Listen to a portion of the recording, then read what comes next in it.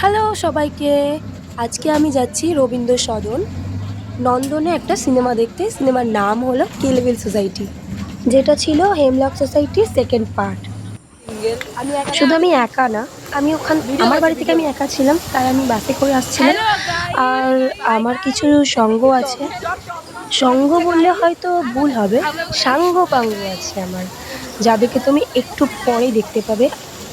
আসলে রবীন্দ্র সদনে অনেক কিছুই দেখার ছিল, কিন্তু দেরি করে যাওয়ার কারণে শুধুমাত্র সিনেমাটা দেখে আর একটু ঘুরু ঘুরু করেই বাড়িতে চলে আসতে হয়েছে, যেহেতু সন্ধে হয়ে গিয়েছিল। আর আমার বাড়ি থেকে রবীন্দ্র সদন অনেকটাই ডিস্টেন্স, তাই বেশি লেট না করে তবে এখান থেকে বেরিয়ে আমরা একটু মোমো খেতে গিয়েছিলাম, দেন বাড়ির জন্য রওনা দিয়েছিলাম। ব্যাকগ্রাউন্ডে এত সুন্দর রবীন্দ্রসঙ্গীত চলছিল, কিন্তু দুঃখের কারণ রবীন্দ্রসঙ্গীতটা আমি শোনাতে পারলাম না, কারণ রবীন্দ্রসঙ্গীত শোনালে পরেই এক্ষুনি পরে আমার কপিরাইট চলে আসবে, তাই বাধ্য হয়েই আমার মিউজিকটা অফ করতে হয়েছে। এই দেখো, বলেছিলাম না আমার সাঙ্গপাঙ্গ আছে, দেখো এদের কাণ্ড। যেখানেই যাচ্ছে যেখানেই বসছে শুধু বলে ছবি তুলে দাও, ছবি তুলে দাও, ছবি তুলে দাও। আর ফোন আমার ব্লগ বানাচ্ছে ওরা, বাহ, আমার কাজটা কমিয়ে দিয়েছে। আমরা রবীন্দ্র সদন এসেছি, ঠিক আছে। নন্দনে আমরা মুভি দেখতে আসলাম কিল বিল সোসাইটি। আমি আছি এখানে, দেখতে পাচ্ছি আর একজন আছে, এটা হচ্ছে পিয়ালি মোনা। এই কি যারা দেখবে সে কি এরকম ভাবে দেখবে? এবার আমার ফোন সাইজ দেখুন গাইস, আমার ফোন আমি যেরকম ভাবে ভিডিও করব, আপনাদের তো এটা কি তোর ফোন ও হচ্ছে গাইস সবথেকে বড় মিথ্যাবাদী। ফোন আমার হাতে, মানে আমার ফোন। আমি সবসময় অন্যের জিনিসকে নিজের মনে করি,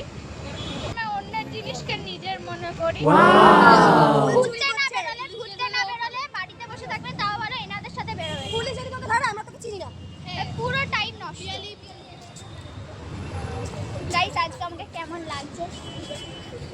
আজকে আমাকে কেমন লাগছে? একটু তোমরা সবাই কমেন্ট করে জানাবে, ঠিক আছে? আমাকে কেমন লাগছে? এটা দেখতে পাচ্ছেন ওরা খাচ্ছে, ঠিক আছে। আরে দাদুদের ব্লগটা করা উচিত ছিল গাইস, ওখানে ভাই ওনারা মান সম্মানে পড়ে যেত। কিন্তু ভাই দাদু দিদাদের কাছ থেকে যদি আমরা এইটা শিখি, गाइस हम लोग आ गए हैं। ঘুরতে ঘুরতে আমাদের সাঙ্গপাঙ্গ দু ভাগ হয়ে গেছিল, এক ভাগে ছিলাম আমি আর শিল্পী, আর এক ভাগে ছিল পিয়ালি আর মল্লিকা। ওরা দুজনে আগে আগে হেঁটে হেঁটে ঘুরু ঘুরু করছিল, আর এদিকে শিল্পী টেনশন হয়ে পড়ে গেছে যে ওরা কোথায় গেল খুঁজে পাচ্ছি না। তাই ওকে বললাম, আই তোর সাথে একটু ভিডিও করি। আর ব্যাকগ্রাউন্ডে এত মিউজিক চলছে, মানে রবীন্দ্রসঙ্গীত এত চলছে যে আমি ভয়েসই দিতে পারছি না, মানে ওখানে কোনো রকম ভয়েস দিতেই পারছিলাম না। আরে খুঁজে পাচ্ছি না, ওদের খুঁজে পেয়ে যাবো, ওই তো দাঁড়িয়ে রয়েছে। বললাম না, শিল্পী টেনশন করছে, ও টেনশন করেই যাচ্ছে যে ওকে রেখে যদি চলে যায়।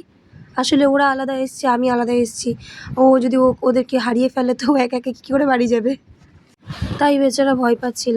তাই ওকে বললাম টেনশন করিস না, ওখানে ওরা আছে, ও দেখতে পাচ্ছি আমি। চলো আজকের মতো টাটা, বাবাই। সবাই ভালো থেকো, সুস্থ থেকো, পরিবারকে ভালো রেখো। আর যদি আমার ব্লগটা ভালো লেগে থাকে তাহলে একটা লাইক আর একটা কমেন্ট করে দিয়ে যেও। টাটা।